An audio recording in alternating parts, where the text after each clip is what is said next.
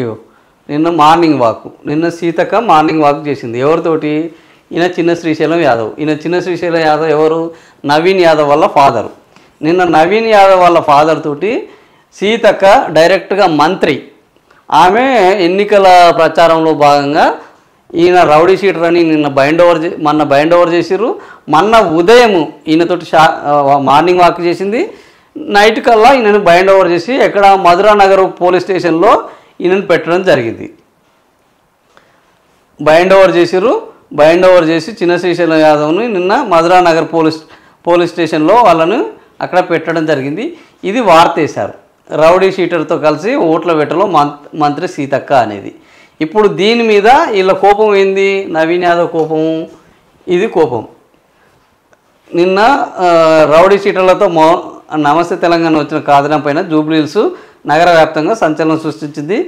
అభ్యర్థి ఇంట్లోనే రౌడీ షీటర్లో ఆయన తండ్రి చిన్న శ్రీశైలం యాదవ్, బాబాయ్ రమేష్ యాదవ్ ఉండడంతో నియోజకవర్గ ప్రజలు భయభ్రాంతులకు గురవుతున్నారు.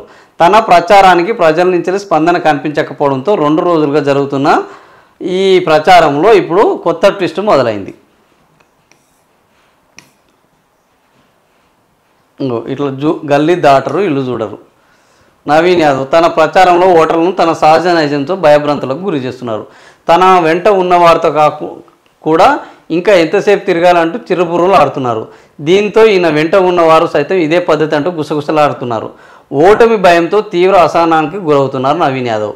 బీఆర్ఎస్ నేతలు కార్యకర్తలను బెదిరిస్తూ కామెంట్ చేస్తున్నారు.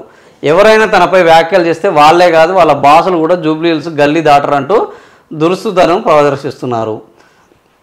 నవీన్ యాదవ్ ఇస్తున్న వార్నింగ్లు, ఆయన చేస్తున్న కామెంట్లు పెద్ద ఎత్తున దుమారం రేపుతున్నాయి. బయటి వారు వస్తే మళ్ళీ తిరిగి వెళ్ళరట. ఇప్పుడు ఎక్కడైనా స్టార్ క్యాంపెయినర్లు ఉంటారు. ఎక్కడ? బీహార్లో కాంగ్రెస్ వాళ్ళు స్టార్ క్యాంపెయినర్లు పెట్టారు. ఎవరిని స్టార్ క్యాంపెయినర్లుగా పెట్టారు?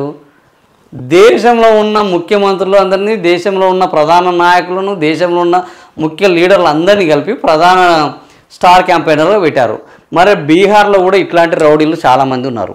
మరి వాళ్ళు కూడా అనుకుంటే కాంగ్రెస్ వాళ్ళు వాళ్ళ నాయకులు, దేశవ్యాప్తంగా ఉన్న నాయకులు బీహార్లో తిరుగుతారా? తిరగరు. ఎన్నికలు అంటే అక్కడ దాదాపుగా అక్కడ ప్రభుత్వం ఉండదు. అక్కడ ప్రభుత్వం సస్పెండ్ అయ్యి ఎన్నికల కమిషనే అక్కడ పూర్తి స్థాయిలో శాంతి భద్రతలు తన కంట్రోల్లోకి తీసుకుంటుంది.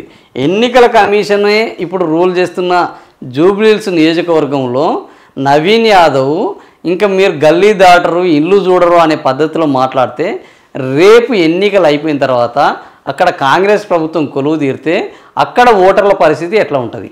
ఇది జనాలు ఆలోచించాలి. ఇది ఇప్పుడు బీజేపీ వాళ్ళు కూడా ఆలోచించాల్సిన పరిస్థితి. ఎందుకంటే డైరెక్ట్గా ఆయన టార్గెట్ చేస్తుంది బీఆర్ఎస్ వాళ్ళని, బీజేపీ వాళ్ళని కాదు. కాబట్టి బీజేపీ వాళ్ళు మరి దీని గురించి ఏం మాట్లాడతారు అనేది చూడాలి. నమస్తే తెలంగాణలో వచ్చింది ఏంటి? నవీన్ యాదవ్ నమస్తే తెలంగాణలో నవీన్ యాదవ్ రౌడీ అని, రౌడీ షీటర్ అని రాశారు. నా మీద ఏమైనా రౌడీ షీటర్ ఉన్నదా, నా మీద కేసులు ఉన్నాయా అంటూ మీడియా ఎదుట చిందులు తొక్కారు. అసలు నమస్తే తెలంగాణ వచ్చిన కథనం ఏంటో తెలుసుకోకుండానే ఆయన ఇష్టం వచ్చినట్టు మాట్లాడారు. ఏం చేశారు? నవీన్ యాదవ్ చిన్న శ్రీశైలం యాదవ్ పైన మధురానగర్ పిఎస్లో రౌడీ షీట్ నమోదై ఉండడం, ఆయనతో పాటు ఆయన తమ్ముడు రమేష్ యాదవ్ వీళ్ళందరినీ ఎన్నికల కారణంగా పోలీసులు బైండ్ ఓవర్. ఎంతమందిని? ఒకరిని కాదు, ఇద్దరిని కాదు, 99 మందిని బైండ్ ఓవర్ చేశారు. జూబ్లీహిల్స్ ఉప ఎన్నికల నేపథ్యంలో గతంలో రౌడీ షీటర్ ఓపెన్ అయిన 99 మందిని బైండ్ ఓవర్ చేశారు. అందులో వీళ్ళిద్దరు కూడా ఉన్నారు. నవీన్ యాదవ్ వాళ్ళ ఫాదరు, వాళ్ళ యొక్క బాబాయ్, వాళ్ళిద్దరు కూడా ఉన్నారు. సీతక్క మార్నింగ్ వాక్ చేస్తున్న ఫోటోలో. కానీ ఈ కథనంలో ఎక్కడ నవీన్ యాదవ్ రౌడీ అని లేదు. నవీన్ యాదవ్ రౌడీ కొడుకు అని చెప్పారు. నవీన్ యాదవ్ రౌడీ అని చెప్పలేదు. కానీ ఆయనకు ఎందుకంటే జనరల్గా ఎన్నికల్లో తిరిగే అభ్యర్థికి విపరీతమైన తలనొప్పులు ఉంటాయి, అనేక టెన్షన్లు, లెక్కలేనన్ని ఫోన్లు, అక్కడ ఫ్లెక్సీ రాలేదని, ఇక్కడ బ్యానర్ రాలేదని, వాడు అలిగిండని, వీనికి ఏంది ఎన్నికల సామాగ్రి పోలేదని నిమిషానికి ఫోన్ వస్తుంటుంది. పేపర్లు చదివే ఓపిక తీరిక ఉండదు. ఎవడో పక్కన అందిస్తుంటాడు. ఆ అందించిన వాడి మాటలే వీడు నమ్మాలి. ఆ అందించిన వాడిని కూడా నిజంగా ఈయనకున్న టెన్షన్లు సగం టెన్షన్లు వానికి ఉంటాయి. ఈవెన్ పిఏకి కూడా ఒకటే ఫోన్లు మోగుతూనే ఉంటాయి. సో ఈ నేపథ్యంలో నిన్న పాపం ఈయనకెవరో అన్న మన పని అయిపోయింది, మనం రౌడీ షీటర్లుగా నమస్తే తెలంగాణ వాడు పెద్ద వార్త వేసేసాడు, బైండ్ ఓవర్ చేసింది, జనం అంతా తెలిసిపోయింది, ఇక మనం ఖతం అయిపోయినాము అనగానే ఏమనిపిస్తుంది? సాధారణంగా అరే నా కొడుకులు నేను రౌడీ షీటర్ ఎక్కడైనా రవి అట్లెట్లా రాస్తారు అని నిన్న వెంటనే మీడియా ముందటికి వచ్చి ఆయన చిందులు దొక్కారు. అట్లెట్లా రాస్తారు, తెలంగాణ నా మీద ఏమన్నా రౌడీ షీటు ఓపెన్ అయిందా, నా మీద కేసులు జరిగినాయా, నన్ను రౌడీ అనడానికి నమస్తే తెలంగాణకి ఎన్ని గుండెలు అని ఆయన నిన్న చిందులు దొక్కాడు. వాస్తవం ఏంటంటే నవీన్ యాదవ్ను రౌడీ అని వాస్తవంగా ఆ వార్తలో ఎక్కడా లేదు. నవీన్ యాదవ్ వాళ్ళ తండ్రి రౌడీ, వాళ్ళ బాబాయ్ రౌడీ, అది కూడా మేము చెప్పింది కాదు. పోలీసులు బైండ్ ఓవర్ చేసి మదననగర్ పోలీస్ స్టేషన్లో కూర్చోబెట్టారు వాళ్ళని. ఇంట్లలో కూడా కాదు, డైరెక్ట్ పోలీస్ స్టేషన్లో బైండ్ ఓవర్ చేస్తే ఎక్కడ కూర్చోబెడతారు, అక్కడనే కూర్చోబెడతారు. వీళ్ళేమి చిన్న సన్నోళ్ళు కాదు, పెద్ద ఎత్తున ఇన్ఫ్లుయెన్స్ చేయగలిగిన రౌడీ షీటర్లు. కాబట్టి వీళ్ళని ఎవరు బైండ్ ఓవర్ చేశారు? ఎలక్షన్ కమిషన్ బైండ్ ఓవర్ చేస్తుంది. ఇప్పుడు ఎలక్షన్ కమిషన్ బైండ్ ఓవర్ చేసింది. ఈ ఎలక్షన్ కమిషన్ ఎవరితోటి నిత్యం సంప్రదింపులు చేస్తుంది? రాష్ట్ర ప్రభుత్వంతో సంప్రదింపులు చేస్తుంది. రాష్ట్ర ప్రభుత్వం ఏదైనా హామీ ఇచ్చో చూసి చూడనట్టు వ్యవహరించమనో దాన్ని డిలే చేయమనో ఏదన్నా వాళ్ళకు ఒక మార్గం చెప్తే వాళ్ళు అవలంబిస్తారు. కానీ ఆ మార్గం వీళ్ళకు తెలియదు, వాళ్ళకు చెప్పలేదు. తీసుకుపోయి ఏం చేశారు? పోలీస్ స్టేషన్లో కూర్చోబెట్టారు. ఇప్పుడు ఏమైంది? నవీన్ యాదవ్ బట్టలు ఇప్పేసినట్టు అయిపోయింది.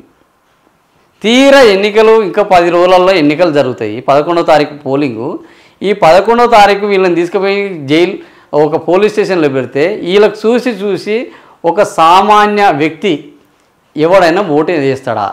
వేస్తే రేపు పుసుకుని ఈయన ఎలక్ట్ అయితే వాళ్ళ పరిస్థితి ఏంది? అడగడానికి పోతే ఏం చేస్తాడు?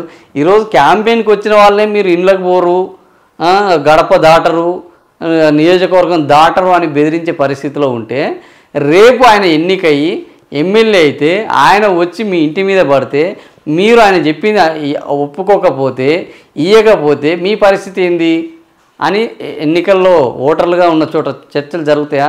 ఆ చర్చ నిన్నటి నుంచి మొదలైంది. ఈ చర్చ మొదలు కావడం ఆయనకు అస్సలు నచ్చట్లేదు నవీన్ యాదవ్కు.